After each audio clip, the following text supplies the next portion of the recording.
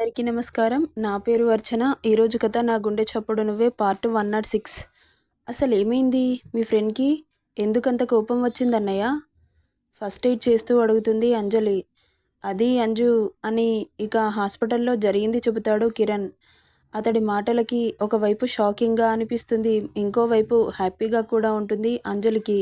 ఎందుకంటే రాజారావు అతడి తప్పుని తెలుసుకొని పశ్చాత్తాప పడుతున్నాడు అని. నాకే ఇలా ఉంటే ఇక అత్తయ్య పరిస్థితి ఎలా ఉందో అని అనుకుంటూ ఉండగా, నువ్వు చెప్పరా, ఇందులో నేను చేసిన తప్పేమైనా ఉందా? నువ్వు చేసింది తప్పేం కాదన్నయ్య. అక్కడ సిచ్యువేషన్ మీ ఫ్రెండ్‌కి తెలీదు కదా!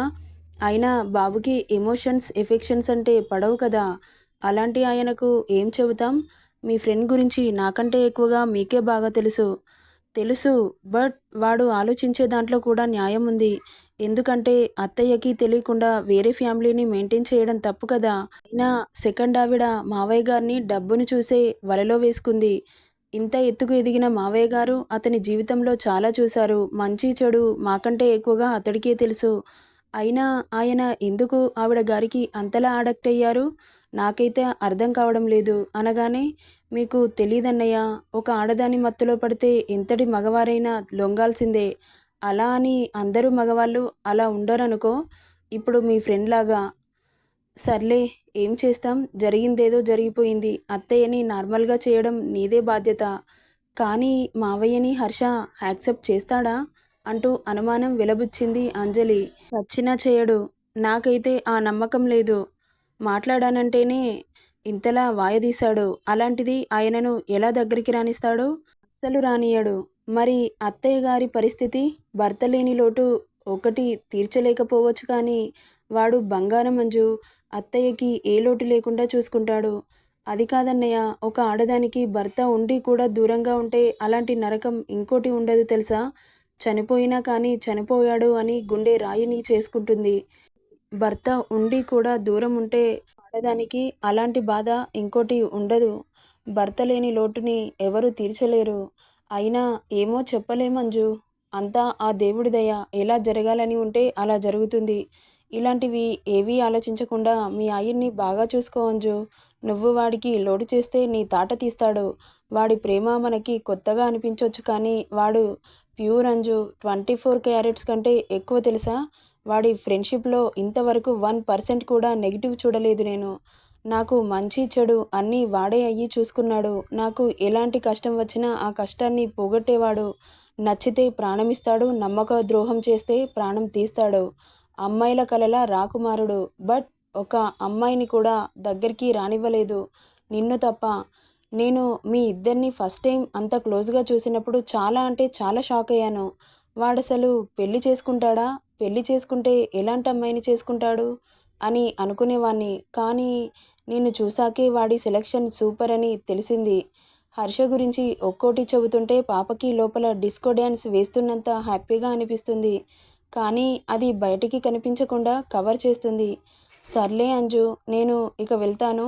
ఒకసారి అత్తయ్యతో మాట్లాడు. కాస్త రిలాక్స్ అవుతుంది. ఓకే అన్నయ్య, మాట్లాడతాను. మీరు జాగ్రత్త. ఏంటో అమ్మా, వీడి శాడిస్ట్ ప్రేమతో చచ్చిపోతున్నాను అని అనుకుంటూ వెళ్ళిపోయాడు. వెళ్తున్న కిరణ్‌ని బాధగా చూస్తుంది అంజు. ఇక అక్కడి నుండి కిచెన్‌లోకి వెళ్ళి కాఫీ కలుపుకొని సింధూజ రూమ్‌కి వెళ్తుంది. సింధూజ చైర్‌లో కూర్చొని శూన్యంలో చూస్తూ ఆలోచిస్తూ ఉంది. ఆమెను చూసిన అంజు, ఎంత హుషారుగా ఉండే అత్తయ్య. ఆమె జీవితంలో ఎన్ని ఒడిదుడుకులు ఎందుకు? పాపం అని బాధపడుతూ అత్తయ్యని కదిలివ్వాలంటే ఎలాగో అనిపిస్తుంది ఆమెకి. బాధని కొంచెమైనా తగ్గించే ప్రయత్నం చేద్దాం అని అనుకుంటూ అత్తయ్య అని పిలుస్తుంది. డీప్‌గా ఆలోచిస్తున్న సింధూజ చెవికి చేరడం లేదు. అంజు పిలుపు. అంజు సింధూజ దగ్గరికి వచ్చి ఆమె భుజం పైన చెయ్యి వేసి మళ్ళీ ఇంకాస్త గట్టిగా అత్తయ్య అంటుంది. అప్పుడు ఆమె స్పర్శకి మెల్లగా ఈ లోకంలోకి వచ్చి హా అంజు అంటుంది. ఇదిగోండి కాఫీ తీసుకోండి అత్తయ్య అనగానే అంజుని అలాగే చూస్తూ సారీరా, అమ్మని ఒక్కదాన్నే వదిలేసి వచ్చాను అంటూ చెమ్మచేరిన కళ్ళతో చెబుతుంది. అయ్యో అత్తయ్య, మీరేం బాధపడకండి. అమ్మ దగ్గర కేర్ టేకర్ ఉన్నారు కదా! ఇంకా ఎందుకు బాధపడుతున్నారు? నాకు కూడా కాస్త తగ్గిపోయింది. రేపు కాలేజ్‌కి వెళ్ళకుండా అమ్మ దగ్గరే ఉంటాను. డిశ్చార్జ్ అవుతుంది కదా! ఇంకేంటి? మీరు బాధపడకండి అత్తయ్య.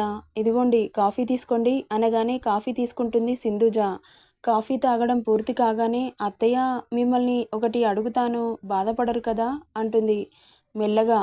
ఏమడుగుతుందో అర్థమయ్యి చిన్నగా విరక్తిగా నవ్వుతుంది సింధుజ. మావయ్య గారు కూడా అదే హాస్పిటల్లో జాయిన్ అయ్యారంట కదా? అవును అన్నట్లు తలూపుతుంది. ఏమన్నారు అత్తయ్య అనగానే అంజుని గట్టిగా పట్టుకొని ఏడుస్తుంది సింధుజ. ఆమె అంతలా ఏడుస్తుంటే ఎలా ఓదార్చాలో అర్థం కావట్లేదు అంజలికి. ఏడవకండత్తయ్య ప్లీజ్, కంట్రోల్ యువర్ సెల్ఫ్. మీరు చాలా స్ట్రాంగ్ కదా, అలా ఏడవకూడదు అంటూ చిన్నపిల్లలని సముదాయించినట్లు సముదాయిస్తుంది అంజు. సింధుజ తన కోడల్ని ఎందుకు బాధ పెట్టడం అని తనకు తానే కంట్రోల్ చేసుకొని కన్నీళ్లు తుడుచుకుంటుంది. ఏమైందత్తయ్య? ఏమన్నారు మావయ్య గారు? ఏమంటారు? తప్పులు చేయడం, పశ్చాత్తాపపడడం ఈ మధ్యలో చాలామందికి అలవాటైపోయింది. నేను ఆయనతో 40 ఇయర్స్ కాపురం చేశాను. ఒక్కరోజు కూడా మా ఇద్దరి మధ్యలో ఎలాంటి డిస్టర్బెన్సెస్ రాలేదు. నేను ఆయన మీద అనంతమైన ప్రేమను చూపించాను. కానీ ఏం లాభం? మనం ఎవరికైనా ఏదైనా ఇస్తే అది తిరిగి వస్తుంది అనుకున్నానే కానీ నేను ఇచ్చింది వేరే వాళ్ళకి పంచాడు మీ మావయ్య గారు. తనని చూస్తుంటే ఒకవైపు బాధగాను ఇంకోవైపు కోపంగాను ఉంది అంజు. అతను చేసిన మోసానికి ఈ జన్మలో క్షమించకూడదు అనుకున్నాను. కానీ అతనున్న పరిస్థితి గుర్తు చేసుకుంటే నా గుండె తరుక్కుపోతుంది. ఎంతైనా భార్యని కదా, ఆ మాత్రం ప్రేమ ఉండదా? అతడు మోసం చేశాడు అన్న నెక్స్ట్ సెకండ్లో నా గుండె 1000 ముక్కలైంది. అయినా ఆయన మీద ప్రేమ 1% కూడా తగ్గలేదు. నాలో నేనే బాధపడ్డాను కానీ అతడిని ఏనాడు దూషించలేదు. ఎందుకు? నా ప్రేమలో ఏదైనా లోపం ఉందా? వేరే వాళ్ళకి కనెక్ట్ అయ్యేంత బాధ పెట్టానా అతడిని అని ఆమె లోపల ఉన్న బాధంతా అంజలికి చెబుతుంటే అంజుకి కూడా ఎంత కంట్రోల్ చేసుకుందామన్నా కంట్రోల్ అవ్వట్లేదు. ఆమె చెబుతుంటే కళ్ళ వెంట నీళ్లు జలజలా రాలుతున్నాయి అంజలికి. ఆమెను ఓదార్చాలని వచ్చి తనే ఏడుస్తుంది. ఇదంతా బయట నుండి వింటున్న నిత్య, హర్ష. నిత్యకి అమ్మ మాటలకి ఏడుపొస్తుంటే హర్షకి మాత్రం ఎక్కడ లేని కోపం అతడి నశాలానికి అంటుతుంది. వెంటనే నిత్య అమ్మని పట్టుకొని గట్టిగా ఏడ్చేస్తుంది.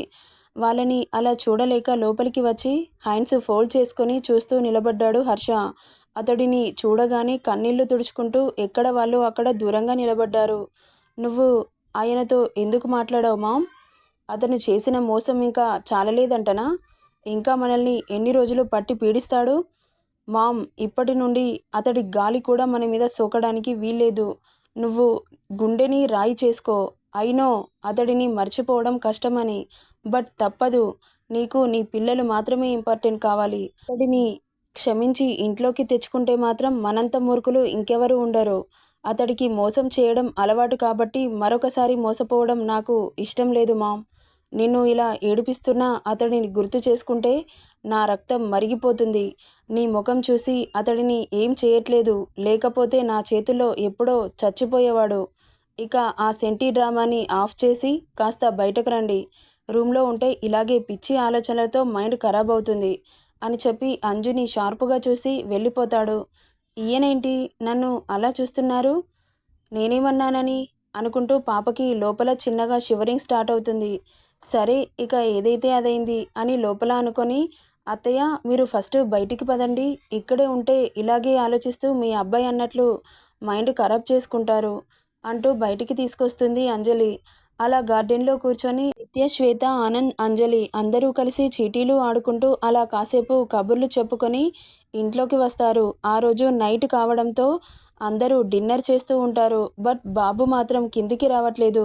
వర్క్లో ఫుల్ బిజీగా ఉన్నాడు. కానీ పాప మాత్రం హర్ష కిందికి రాకపోయేసరికి తన మీద కోపంతో రావట్లేదేమో అని అనుకుంటూ ఉండగా, అంజు, హర్ష ఎక్కడా అడుగుతుంది సింధుజ. ఆయనకి చాలా వర్క్ ఉందంట అత్తయ్య, రూమ్లోనే వర్క్ చేసుకుంటున్నాడు. సరే అయితే నువ్వు తిను అంజు, నేను తర్వాత తింటానత్తయ్య, ముందు మీరు తినండి అంటూ హర్ష గురించి ఆలోచిస్తూ ఉంటుంది. వాళ్ళు తినడం పూర్తి కాగానే మిత్ర డైనింగ్ టేబుల్ని క్లీన్ చేస్తుంది. అంజలి మాత్రం హర్షకి ఫుడ్ తనే స్వయంగా ప్రిపేర్ చేసి ఇద్దరికి భోజనం తీసుకెళ్తుంది. రూమ్లోకి వెళ్ళిన అంజు హర్షని చూడగానే బాబు పని రాక్షసుడిలాగా వర్క్లో డీప్గా లీనమై ఉన్నాడు. అతడిని కదిలించాలంటే భయం వేస్తుంది. కానీ లేట్ నైట్ అవుతుండడంతో తప్పదు అని అతని దగ్గరికి వచ్చి ఏవండోయ్ శ్రీవారు అంటుంది చిన్నగా. బాబుకి వినిపించినా వినిపించనట్లు లాపీ నుండి తల పక్కకు తిప్పట్లేదు. అసలు ఏమైంది ఈయనకి? ఎందుకు అంత కోపంగా ఉన్నారు? నేను ఏమన్నానని అనుకుంటూ పతి పరమేశ్వర్ గారు కాస్త మీ అమూల్యమైన సమయాన్ని మా కోసం కేటాయిస్తారా అని గోముకే గోము పుట్టేలా అడిగేసరికి తల తిప్పి చూస్తాడు. ఇదిగోండి డిన్నర్ అని ప్లేట్ని అతడి ముందు పెడుతుంది. నాకు ఆకలిగా లేదు అంటాడు మళ్ళీ లాపీలో చూస్తూ. అదేంటి అప్పుడెప్పుడో తిన్నారు, ఆకలిగా ఎందుకుండదు? మీకు నా మీద కోపం ఉంటే నన్ను తిట్టండి కొట్టండి, కానీ ఇలా కడుపు మార్చుకుంటాను అంటే మాత్రం అస్సలు ఊరుకోను అనగానే చైర్లో నుండి లేచి ఊరుకోక ఏం చేస్తావే అని గద్దించగానే భయపడి కళ్ళు మూసుకుంటుంది. అలా మోయగానే చిన్నగా నవ్వుకొని ఆమె బుగ్గలను పట్టుకొని దగ్గరికి తెచ్చుకొని కళ్ళు తెరువు అంటాడు. మెల్లగా కళ్ళు తెరిచి అంతా దగ్గరగా ఉన్న హర్షని చూడగానే పాపకి చిరు చెమటలు పట్టేస్తున్నాయి. తన నుదిటిన పట్టిన చెమటలను వేలితో తుడుస్తూ చెప్పు, ఊరుకోక ఏం చేస్తావు అని కళ్ళెగరేస్తాడు. నువ్వు తినకపోతే నేను తినను అని అతడి చూపుల వేడికి తట్టుకోలేక కళ్ళు కిందకి దించేస్తుంది. కమగేన్ అంటాడు. నువ్వు తినకపోతే నేను తినను అంటుంది మళ్ళీ భయం భయంగా. అంటే నువ్వు ఇప్పటి వరకు తినలేదా? నువ్వు తినకుండా నేను ఎలా తింటాను? I don't need them all. నువ్వు టైంకి తినాలి అంతే. కానీ నేను అలాగే అంటే మరి నువ్వు నాకు తినిపించావా అంటాడు. ఆ మాటకు వియర్డ్గా చూస్తుంది. అదే టైంకి తినిపించావా? సారీ డియర్, అత్తయ్యని కాస్త కూల్ చేసేసరికి లేట్ అయింది. రేపటి నుండి టైంకి తినిపిస్తాను, నేను తింటాను, ఓకే అనగానే బాబు ఫేస్లో చిన్నగా స్మైల్ వచ్చి చేరుతుంది. ఇక తన చేతిలో ఉన్న ప్లేట్ని తీసుకొని ఆమెని అతడి తై మీద కూర్చోబెట్టుకొని ఫస్ట్ అంజుకి తినిపిస్తాడు. అంజు హర్షకి తినిపిస్తుంది. ఇద్దరు ఒకరికొకరు తినిపించుకుంటూ ఉంటారు. నెక్స్ట్ ఏం జరుగుతుందో నెక్స్ట్ పార్ట్లో చూద్దాం. ఈ స్టోరీ ఎలా ఉందో కామెంట్ చేయండి. నచ్చితే లైక్ చేయండి, షేర్ చేయండి, సబ్స్క్రైబ్ చేసుకోండి friends. Thank you for listening.